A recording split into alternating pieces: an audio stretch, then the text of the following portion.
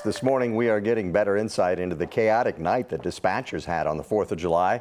It's pretty easy for people to call in and complain about illegal fireworks. It's a lot harder getting anyone to do anything about it. Yeah, thousands of people called 911 on the 4th of July to report their neighbors lighting off fireworks, and dispatch call centers had so many calls that officers couldn't respond to all of them. Right. 9 News reporter Mark Salinger takes us inside the Emergency Communication Center in Jefferson County.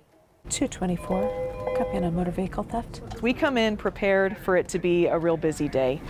Inside this room, matters of life and death flow through the phone constantly. Every single day, yes. That's 1712. Jennifer Lovejoy is on the other end of the line when people call for help. We try and get any of those non-emergency ones off the line as quickly as we can to take those 911s. Jennifer is a supervisor at the JeffCom 911 Emergency Operations Center in Jefferson County.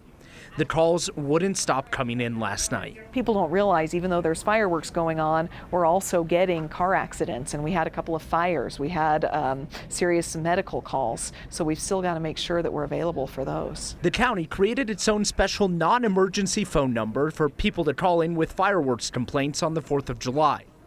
People still called 911. So when all of our call takers are busy answering the fireworks calls, then it delays the response for those other types of calls. 911 calls were up 20% this weekend compared to a normal weekend.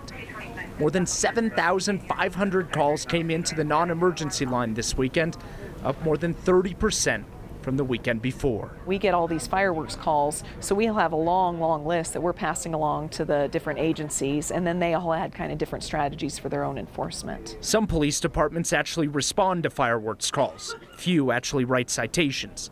Regardless, it's up to Jennifer to take every single call. We're like, okay, right before it gets dark, make sure you go use the bathroom now, do this, because once they really start and the sun goes down, it just is nonstop. I'm sure. Firefighters in Aurora responded to a brush fire Monday night where people were continuing to set off fireworks all around them as they worked. Of course, it was fireworks everywhere. Yeah, when we asked the department if there was anything they could do to enforce the fireworks laws, their answer was that they just don't have enough resources to fight a fire and respond to all of the other calls about fireworks. We're going to take a live look at that area right now. This is like, look, it's burned brush. It's dry. Photojournalist Mark Zalata giving us a close-up look at that burn scar. Ahead at 6:30, John Glasgow is going to bring us a new report as neighbors and law enforcement react to what could have been a disaster for the neighborhood on South Himalaya Street. We have new information this morning. The person arrested for shooting, killing, and injuring people during a 4th of July parade has been charged.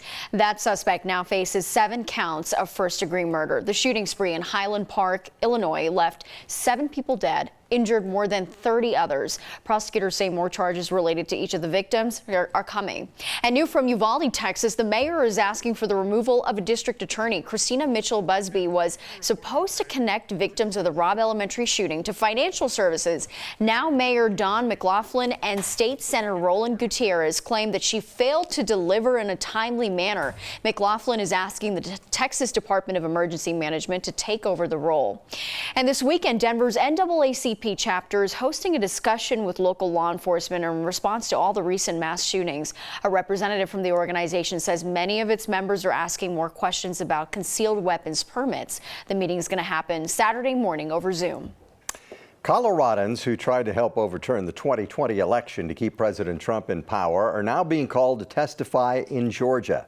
Attorney Jenna Ellis and former CU visiting professor Attorney John Eastman are part of a group subpoenaed by the grand jury trying to determine if Trump broke the law down there. The subpoenas accuse both Ellis and Eastman of writing memos about how they could go about overthrowing democracy. Ellis is also accused of showing Georgia's Senate so-called evidence of voter fraud in Georgia. It's video of election workers handling unlawful ballots stuffed into suitcases. But it was fake. It was debunked within 24 hours. The grand jury says Eastman told Georgia lawmakers they had a duty to replace the state's presidential electors in favor of President Trump. but he gave no evidence of fraud. The grand jury wants them and others, including Rudy Giuliani and Republican Senator Lindsey Graham, to testify by next Tuesday. Right now, we're 125 days out from Election Day, and there are new rules in place following the actions of election conspiracy theorist Tina Peters after she lost the Republican nomination for Secretary of State. The Secretary of State's office designed security rules to keep election deniers from tampering with election equipment. Politics guy Marshall Zellinger takes a look. Thanks to Republican Mesa County Clerk Tina Peters, there will now be specific rules as to who can and cannot access election equipment. Colorado's Democratic Secretary of State published 55 pages of new election rules to be implemented before the November election, including limits on who can attend the trusted build when election computers are updated ahead of the next election. The Republican Party asked, and unfortunately the Secretary of State disagreed. We thought that it would be a good idea to have party-appointed watchers present for that. Chris Murray is the general counsel for the Colorado Republican Party. He's understanding of many of the new rules, which also restrict county clerks from copying the entirety of the election equipment hard drives, like Peters and Republican Elbert County Clerk Dallas Schroeder admitted to doing, which led to court cases. Have court fights, we've had those, right? And then the bureaucrats take over and they make really detailed rules to try and avoid future fights. I will say, in my experience as an attorney that works in this space, the more detailed rules actually tend to create more fights because it gives us more things to pick at and fight over. Another new rule is about election watchers at ballot drop boxes. We have no intention of violating anybody's rules or regulations, Tom.